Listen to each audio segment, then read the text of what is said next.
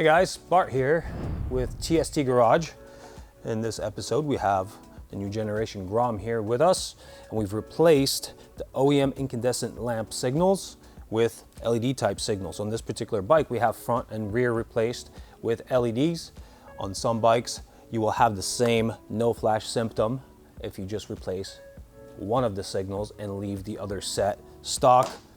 Either way, these signaling systems are designed to let you know that there's something not right with your signaling system if you're drawing less current than the signaling system is designed for, and these LEDs draw a fraction of the current that these lamps draw, so naturally you will have an issue with no flash. On some other bike models this manifests itself as very fast flash. These particular relays just get stuck on. The purpose of remedying this situation, we do have our Gen 2F flasher relay. This is available on our website, tstindustries.com.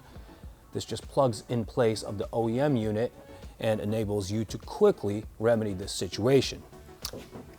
This relay actually is adjustable. What that means is you're able to access a little potentiometer that is on board here under this gray cap. So the way to slip this gray cover off, you may be able to do to pry away on the tabs here with your nail. If that proves to be too complicated, use a small flathead screwdriver. Once you clear the tabs, you'll be able to slip this off and access the circuit. This blue part here is the potentiometer. Turning it one way speeds up the flash rate, turning it the other slows it down. These do come set at 85 cycles per minute, which is the OEM proper rate. If you don't care to go away from that rate, you can just leave it be. If you do want to experiment, then this is the procedure. This will have to be plugged in for you to see what you've set the rate to. And we also have to be careful not to touch any of these components to any of the metal components in that compartment on the bike. So if you are satisfied with 85 cycles per minute, just plug it in and good to go. Otherwise, I'll show you how to perform it. Step one will involve removing the seat here to gain access. This is our relay right here. We will simply pull up on it to clear it off the tab. And then we'll grab the connector, unplug it. We will want to scavenge this rubber hanger piece. Sometimes they are resistant to removal, so I pry up with a flathead screwdriver, and then it gets a little bit easier. Now we will grab our TST Industries relay, pry up on the tab a little bit, mount the rubber keeper on that tab,